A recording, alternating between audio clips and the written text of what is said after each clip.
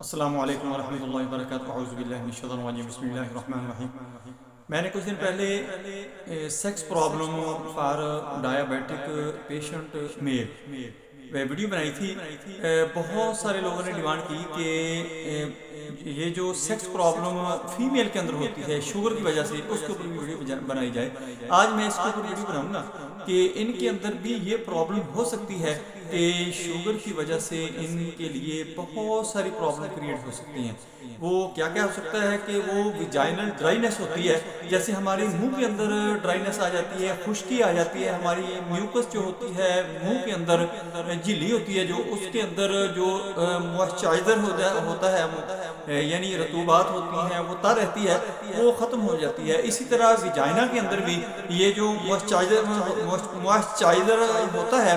تو وہ ختم ہونا، کم ہونا شروع ہو جاتا ہے، یعنی اس کے اندر کچھ رطوبات پیدا کرنے کے لیے گلینڈز اللہ تعالیٰ نے بنائے ہوتے ہیں، وہ نان فنکشنل ہو جاتے ہیں، جس کی وجہ سے یہ پرابلم آتی ہے۔ دوستو میری ویڈیو لوگوں کے اندر آگے شیئر کر دیا کریں تاکہ جن کو یہ ویڈیو نہیں ملتی ان کو بھی ملنا شروع ہو جائے۔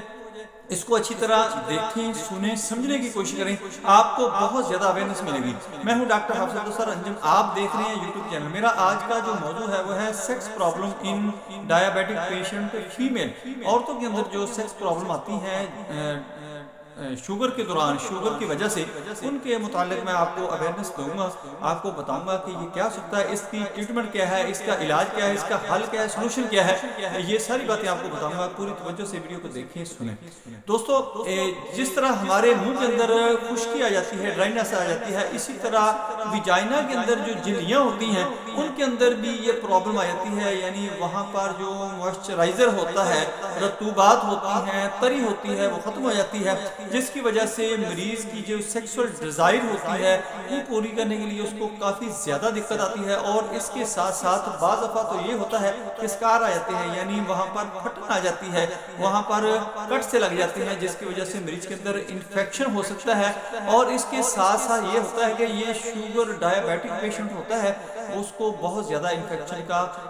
خدشے ہوتے ہیں، چانس ہوتے ہیں کہ وہ زیادہ پرابلم آ جائے گا۔ اس طرح آپ نے اس کو مد نظر رکھتے ہوئے کہ یہ جھلی جو ہے، اور شوگر کے ساتھ ساتھ یہ ہوتا ہے کہ مینوپاز کا جب پیریڈ شروع ہوتا ہے اس وقت بھی پیشنٹ کے مریض کے اندر اس مریضہ کے اندر یہ پرابلم آ سکتی ہے کہ ہارمونک چینجنگ کی وجہ سے یہ ڈرائنس آ جاتی ہے۔ اس وقت آپ نے اس کا تدارک کیسے کرنا ہے؟ اس کے لیے بازار کے اندر بہت سارے کیمیکل ہیں جو موئسچرائزر کے طور پر کام کرتے ہیں، کہ اندرونی طور پر انٹرنل یوز کے لیے ہوتے ہیں، کہ ویسے بھی لگانا چاہیے، چونکہ اگر وہ نہ لگایا جائے، جو تری ہوتی ہے، اس کے اندر رطوبات ہوتی ہیں، اگر وہ کم ہو جائیں تو ویسے بھی انفیکشن ہونا شروع ہو جاتا ہے، اس کے اندر ایچنگ ہونا شروع ہو جاتی ہے، الرجی ہونا شروع ہو جاتی ہے۔ اگر وہ موئسچرائزر لگایا جائے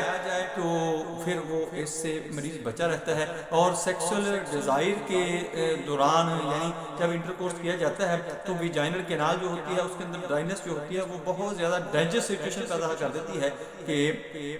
رگڑ کی وجہ سے پرابلم آ جاتی ہے، وہاں پر انفیکشن ہو جاتا ہے۔ اس کے لیے یہ ہے کہ آپ یہ موئسچرائزر جو مارکیٹ کے اندر بہت سارے ہوتے ہیں لیکن کاسٹلی ہوتے ہیں، ان کو آپ استعمال کر سکتے ہیں، یا آپ اس کے لیے آپ یہ کریں کہ جب بھی آپ کو ضرورت ہو سیکسول ڈیزائر کے لیے، یا ویسے عام طور پر اس کو رطوبات یعنی تری کے لیے، تر رکھنے کے لیے ایز اے موئسچرائزر آپ استعمال کر سکتے ہیں، کہ بادام روغن استعمال کر سکتے ہیں جو کیمیکل سے پاک ہو، پیور ہو، اس کے اندر کوئی ملاوٹ نہ ہو، یا آپ یہ استعمال کر سکتے ہیں کہ زیتون کا تیل۔ زیتون کا تیل بہت اچھی چیز ہے، یہ بھی آپ استعمال کر سکتے ہیں، اندرونی طور پر اس کو 2-3 دفعہ دن کے اندر لگا لیا کریں، مینوپاز کا پرابلم ہو، یا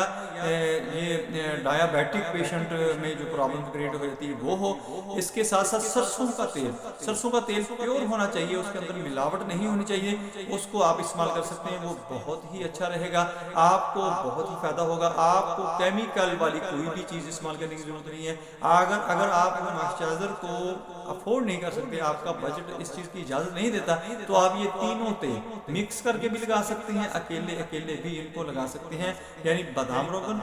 زیتون کا تیل اور سرسوں کا تیل پیور ہونا چاہیے، پیورٹی اس کی ضروری ہے، ورنہ آپ کو انفیکشن کا ڈر ہے کہ کوئی اس کے اندر ملاوٹ ہوگی،